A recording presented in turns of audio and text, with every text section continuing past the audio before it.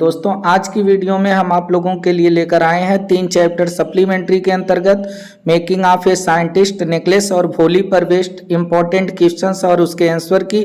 तो ये high school के जो स्टूडेंट कल एग्जाम देने जा रहे हैं उनके लिए हमारे चैनल के द्वारा आखिरी वीडियो होगी। आप लोग इसको वॉच कर लीजिए, हो सकता है कि आप लोगों को इससे कुछ एग्जाम में हेल्प मिल जाए। तो पहला इंपॉर्टेंट क्वेश्चन है, Richard become a collector at an early age how. अब देखिए रिचर्ड इब्राइट जो था वो बीकेम मीन्स हो गया ए कलेक्टर। कलेक्टर का मतलब होता है संग्रहकर्ता, जो चीजों को एकत्रित करता है।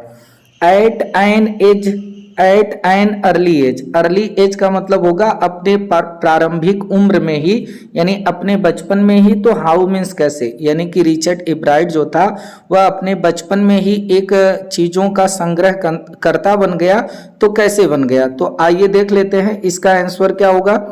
Richard was the only child of his parents. अब रिचर्ड इब्राइट वाज मीन्स था ओनली, एकमात्र, चाइल्ड मीन्स बच्चा, ऑफ हिज पेरेंट्स अपने माता पिता का। पेरेंट्स मीन्स होता है माता पिता।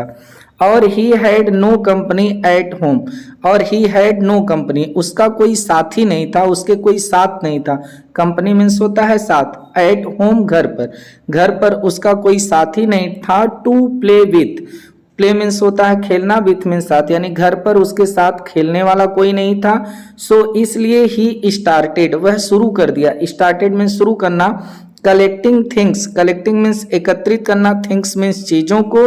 इन हिज स्पेयर टाइम, अपने स्पेयर मीन्स होता है खाली, टाइम मीन्स समय, इसलिए वह अपनी फुर्सत की समय में चीजों को कलेक्ट करना शुरू कर दिया। ही वुड कलेक्ट कॉइन्स, और ही वुड कलेक्ट, वह कलेक्ट करता था क्या, कॉइन्स, सिक्कों को कलेक्ट करता था। फॉजिल्स को यानी जीवाश्मों को कलेक्ट करता था। रॉक्स, चट्टानों को कलेक्ट करता था। एंड बटरफ्लाइज, और तितलियों को जो है कलेक्ट करता था। एज ए हॉबी, और ऐसी उसकी हॉबी थी। तो इस प्रकार से दोस्तों एक क्वेश्चन का आंसर कंप्लीट हुआ। आइए मूव करते हैं अगले इंपॉर्टेंट क्वेश्चन पर।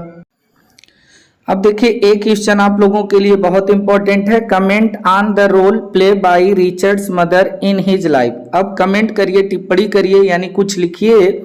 ऑन द रोल, रोल माने होता है भूमिका, जो प्ले की थी, निभाई थी रिचर्ड इब्राइट की माँ इन हिज सक्सेज। सक्सेज का मतलब होता है सफल, यानी उसकी सफलता में, रिचर्ड इब्राइट की सफलता में उसकी माँ की क्या भूमिका थी, इस पर आप लोग कमेंट करिए। या फिर आप लोगों का क्वेश्चन इस टाइप से भी दे सकता है, how did Ebright's mother help him in becoming a scientist, यानी कि हाउ मीन्स कैसे रिचर्ड इब्राइट की माँ उसकी मदद की बिकमिंग ए साइंटिस्ट, एक वैज्ञानिक बनने में। तो देखिए ये दोनों इंपॉर्टेंट क्वेश्चन है, इसका आंसर क्या है आइए देख लेते हैं। रिचर्ड्स मदर, रिचर्ड इब्राइट की जो माँ थी, made Richard the centre of her life, वह अपने जीवन का उसको सेंटर बना ली थी उसकी माँ। सी वुड बाई माइक्रोस्कोप, और वह रिचर्ड इब्राइट के लिए माइक्रोस्कोप्स को खरीदती, टेलीस्कोप्स को खरीदती, एंड बुक्स, और किताबों को खरीदती। सी अरेंज्ड, उसकी माँ जो है व्यवस्था करती, अरेंज करती, प्रबंध करती ट्रिप्स, यात्राओं की, फॉर हिम, उसके लिए। एंड और वुड आल्सो प्रिपेयर, और उसको प्रिपेयर, तैयार करती डिफिकल्ट टास्क, डिफिकल्ट मीन्स होता है कठिन, टास्क मीन्स होता है काम, कामों के लिए उसको तैयार करती। दिस, इस प्रकार से हेल्प्ड हिम, उसकी सहायता करती, टू लर्न, सीखने में, ए लाट, ए लाट का मतलब होता है बहुत सारा। इस प्रकार वह बहुत सी चीजों को जो है, बहुत सी चीजों को सीखने में उसकी मदद करती हैं। तो आइए देखते हैं अगला इंपॉर्टेंट क्वेश्चन क्या है। लोगों का ये नेकलेस चैप्टर से है और क्वेश्चन है, why did Matilda throw the invitation spitefully. अब व्हाई मीन्स क्यों, जो मटिल्डा थी वह थ्रो मीन्स फेंक दी, इनविटेशन यानी निमंत्रण पत्र को, स्पाइटफुली का मतलब होता है घृणापूर्वक, वह घृणापूर्वक जो है इनविटेशन को क्यों फेंक दी। तो आइए देख लेते हैं इसका आंसर कि वह फेंक क्यों दी। Matilda was simply displeased. अब मटिल्डा वाज मीन्स थी सिंपली, बहुत साधारणतया से, बहुत आसानी से, डिसप्लीज्ड, डिसप्लीज्ड का मतलब होता है नाराज, दुखी थी।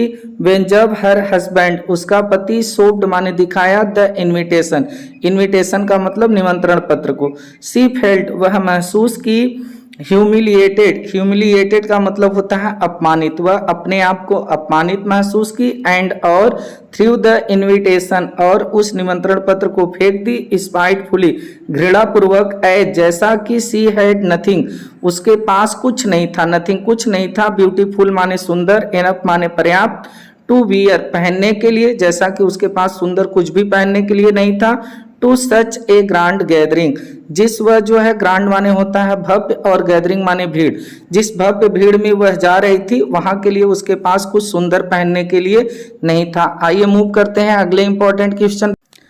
एक क्वेश्चन आप लोगों का भोली चैप्टर से है। भोली का चैप्टर बहुत ही इंटरेस्टिंग चैप्टर आप लोगों को याद होगा। Why was Ramlal worried, why means क्यों, वाज मीन्स थे, रामलाल वरीड माने चिंतित, अबाउट मीन्स बारे में, भोली के बारे में रामलाल चिंतित क्यों थे, एंड और not about her other children, और जो उनके अदर चिल्ड्रेन थे अर्थात दूसरे बच्चे थे उनके बारे में चिंतित क्यों नहीं थे, केवल भोली के ही बारे में चिंतित क्यों थे। तो आइए देख लेते हैं इसका आंसर क्या होगा।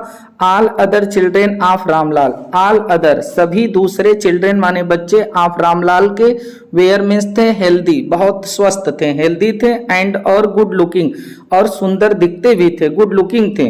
भोली वाज द ओनली गर्ल, भोली वाज मीन्स थी, द ओनली एकमात्र, गर्ल मीन्स लड़की, हूँ जो, वाज नाइदर इंटेलिजेंट ना ही तो वह इंटेलिजेंट यानी बुद्धिमान थी, नार गुड लुकिंग और ना ही तो अच्छी दिखती थी। सी वाज ए सिंपलटन, वह एक बुद्धू थी। सी स्टैमर्ड आल्सो, वह हकलाती भी थी। रामलाल वाज एक्सट्रीमली, और रामलाल वाज मीन्स थे, एक्सट्रीमली का मतलब होता है अत्यधिक, वरीड मीन्स चिंतित, about her future, future means होता है भविष्य, अबाउट मीन्स बारे में, इसलिए रामलाल उसके भविष्य के बारे में बहुत चिंतित थे।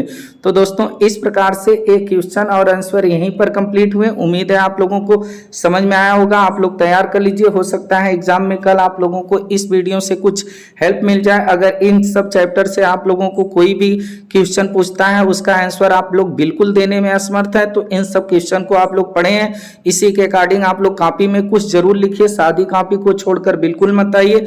अब आप लोगों से ये उम्मीद करेंगे कि आप लोग कल का एग्जाम बहुत बेस्ट देंगे। आप लोगों के को कल के एग्जाम इंग्लिश के पेपर की ढेर सारी बधाई और शुभकामनाएं।